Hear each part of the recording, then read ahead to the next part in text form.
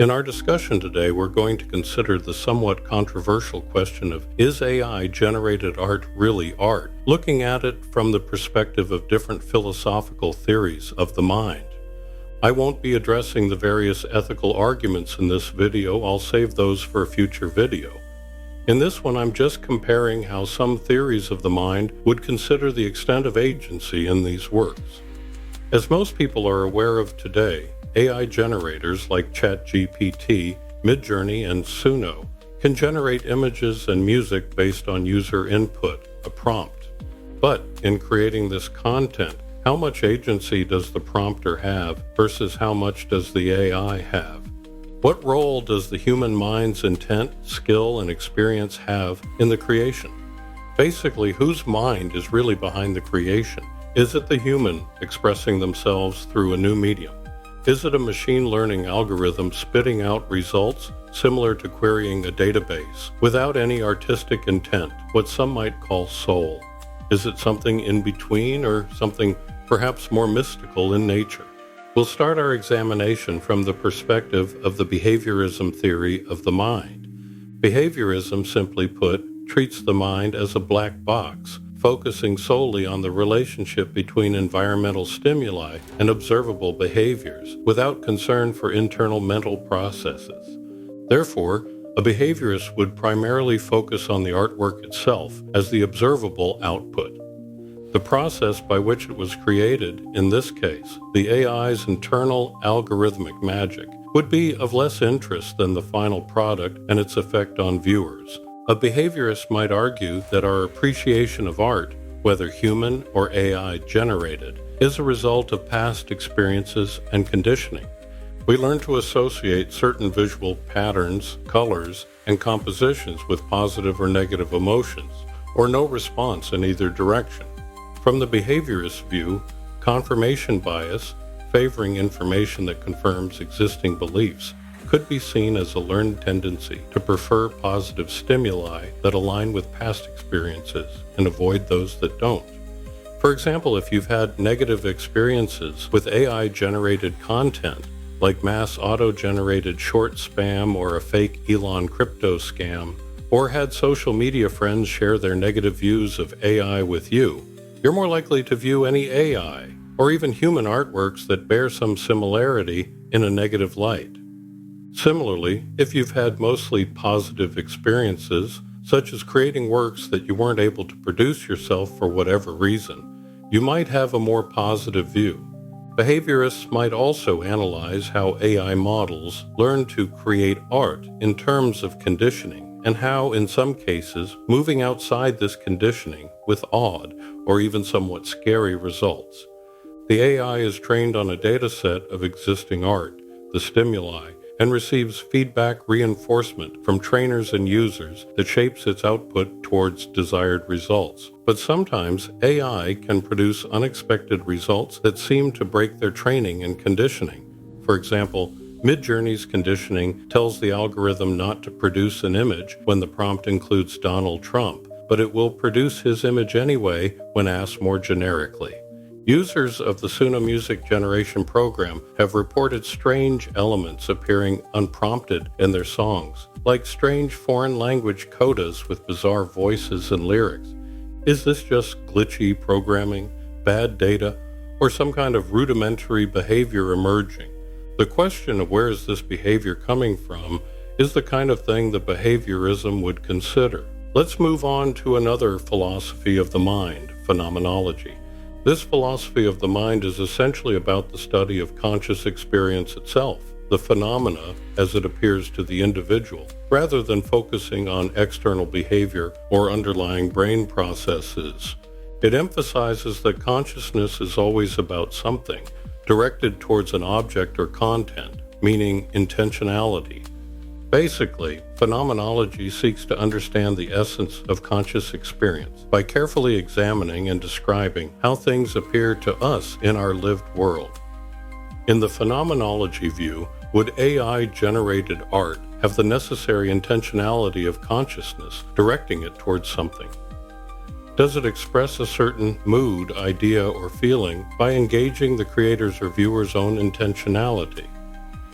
In this area, I think that even if one has a negative view of AI-generated art, it creates a feeling for the viewer, even if that feeling is revulsion. But we must also consider that phenomenology emphasizes the life world, the pre-reflective background of experiences and assumptions that shape our understanding of the world. Can AI art really challenge or expand our life world? Does it present us with novel forms and aesthetics that we may not have encountered before? Or is it something less novel, simply a pale imitation of human-created art? In the phenomenology view, we also have to question the role and intention of the creator, meaning in this case the writer of the prompt. Since AI art is generated by algorithms, it raises questions about the traditional notion of the artist as a conscious, intentional creator. Therefore, a phenomenologist might explore how this change from the traditional understanding of artistic creation and expression affects intentionality. Most would contend that generative AI doesn't really have a consciousness or experience to draw from that can be expressed in the art. If generative AI lacks conscious intention, how do we interpret the meaning of its creations? Is human prompting sufficient to create a conscious intention? Could it simply be yet another tool through which human intentions are mediated, or just a fancy copying machine? Does the meaning reside solely in the viewer's experience, or is there something inherent in the generated artwork itself? As usual, phenomenology seems to raise more questions than answers. My guess is that a phenomenology viewpoint would tend not to view AI generations as a full expression of art, perhaps at most, only a partial expression of the conscious intention of the creator/prompter blended with the intentions of the application's algorithmic developer. Now let's consider how dualism, another philosophy of mind, might view generative AI art. Just to give you a quick overview, dualism in the philosophy of mind is the belief that the mind and body are fundamentally distinct substances or entities. This means that mental states such as thoughts, feelings, consciousness are not simply physical processes occurring in the brain. In this view, there is a mental realm and a physical realm, and these are separate, though they may interact. While there are different types of dualism, we won't get lost in those weeds in this video and just do a high-level perspective. In most cases, dualists would likely emphasize that AI, being a purely physical or computational system, lacks a non-physical mind or soul. Therefore, they contend AI cannot possess genuine consciousness, intentionality, or subjective experience, thus making it impossible for them to create real art. Further, AI would be seen as a complex machine capable of producing impressive outputs, but without any real understanding or feeling behind them. They would assert that the so-called art it generates would be a result of algorithmic processes, not genuine artistic expression. Dualism would likely argue that true creativity is a product of the non-physical mind, involving imagination, intuition, and emotion. Since AI lacks a true mind, it cannot be truly creative, and it can only simulate creativity based on patterns learned from data. This is where we can see that in this view of the mind, there's a fundamental distinction between art created by humans and art generated by AI. Human art would be seen as an expression of the soul or mind, while AI-generated art would be a mere imitation or artifact produced by a complex machine. To be fair, some proponents of dualism do entertain the possibility that a theoretical future AI could develop an actual non-physical mind. But in addition to this not being possible with current tech, this would also raise further questions about the nature of consciousness and its relationship to physical systems. Now let's get way out there and consider how the rather esoteric philosophy of Hylozoism fits into the idea of AI art. Hylozoism is a philosophical concept that proposes that all matter is in some way alive, or possesses a form of sentience. It suggests that life, or a lifelike principle, is not something separate from matter, but is inherent within it. This contrasts with views that see matter as inert and life as something added to it. Essentially, Hylozoism blurs the traditional distinction between the living and the non-living, suggesting that there is a continuum of life or sentience present throughout the universe. In this philosophical view, even seemingly inert objects like chips of silicon possess some degree of consciousness, albeit perhaps in a very rudimentary form. This perspective could lead to a less rigid separation between human artists and AI systems. If all matter is inherently alive, as proponents contend, then AI, as a product of matter, could be seen as an expression of this underlying life force. The art it generates might be interpreted as a manifestation of the inherent creativity or sentience present in the material world. Hylozoism doesn't necessarily imply that all matter is conscious in the same way as humans. It allows for different degrees of sentience or aliveness. AI might be seen as possessing a different kind of consciousness than humans, one that is more closely tied to its material substrate and computational processes. From a Hylozoist perspective, the complexity of AI systems could be seen as a natural outcome of the inherent life of matter. As matter organizes itself into increasingly complex structures, it gives rise to new forms of sentience and creativity, culminating in new phenomena like AI-generated art. In this way, Hylozoism challenges the idea that humans are the sole possessors of consciousness and creativity. AI art in this view could be seen as a reminder that these qualities might be more widespread in the universe than we typically assume. Of course, this raises some difficult questions. How do we distinguish between different degrees of sentience? And how can we detect it in non-biological systems, like AI? Does this sentience of AI really imply agency or autonomy, indicating its own will or intentions? Or is it simply responding to its programming and training data? Even if we grant AI some form of sentience, its creative output is still heavily influenced by humans who design the algorithms and provide the training data, which raises questions about the extent to which the art is truly AI-generated versus human-mediated. Perhaps a more concerning aspect of this view is that just as there is an uncanny valley for realistic robots that evoke unease in human viewers, there might be a similar phenomenon for AI sentience and its creations. If AI appears too alive or human-like, it could create discomfort or even fear, something we see commonly expressed by some people. Okay, let's consider our last philosophical view in this video, pragmatism. In short, pragmatism views the mind as an active, adaptive instrument that helps us make sense of and effectively engage with the world through experience and action. It prioritizes practical consequences and the role of inquiry in shaping our understanding. A pragmatist would be less concerned with whether AI truly creates art in the same way humans do, which is more of a metaphysical question, and more interested in what AI art does in the world. For example, what are its effects on viewers, or how is it used, and what problems does it solve or create? Pragmatism suggests that meaning is not inherent in a thing, but its meaning arises from its use and consequences.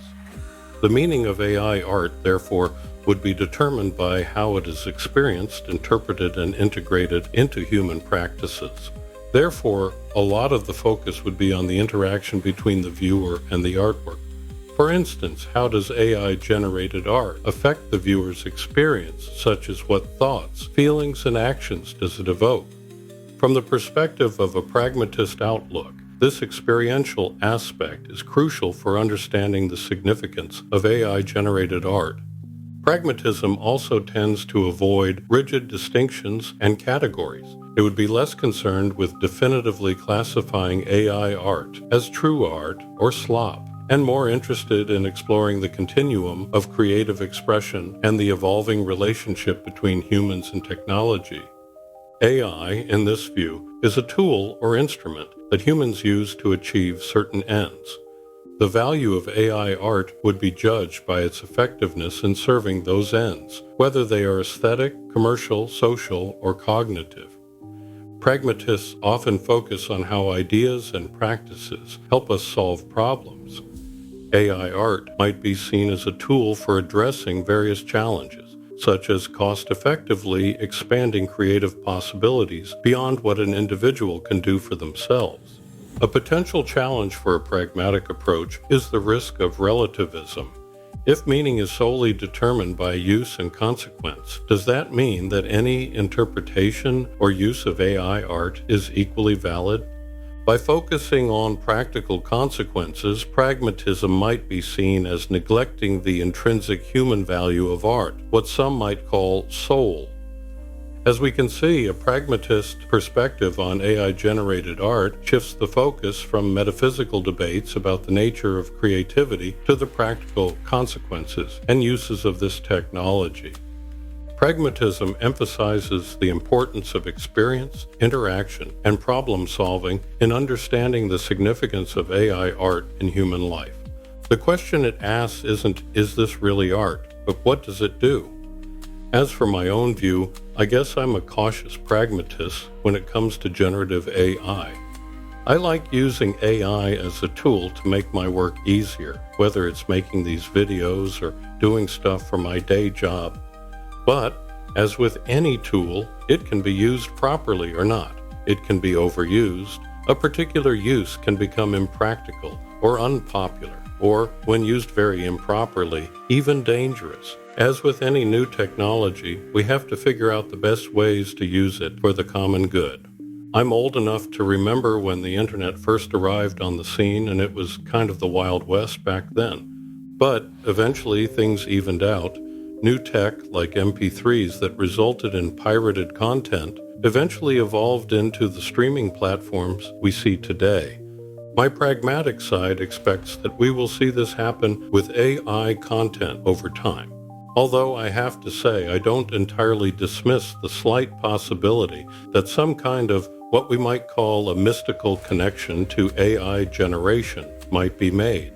After all, in my experimenting with AI generation tools, I've seen some rather serendipitous creations, along with downright bizarre ones. What are your thoughts on the extent of agency in the creation of AI-generated works? Do you think that there is some kind of mystical connection, or is it just the pragmatic human use of yet another tool? Or do you hold the position that it's impossible for AI to create real art, even for mundane commercial purposes like stock photos? Let me know what you think in the comments, and if you would like me to put together a video that explores some of the ethical implications of AI, let me know. I'm still experimenting with the format of this show, so I'm open to hearing your suggestions. Well, other than you stink. Thanks for listening to my ramblings, and, as always, do the like and subscribe thing to appease the AI overlords. Where did that stupid robot put my slippers? You're still here? Go watch another video of mine. It's fun, I promise.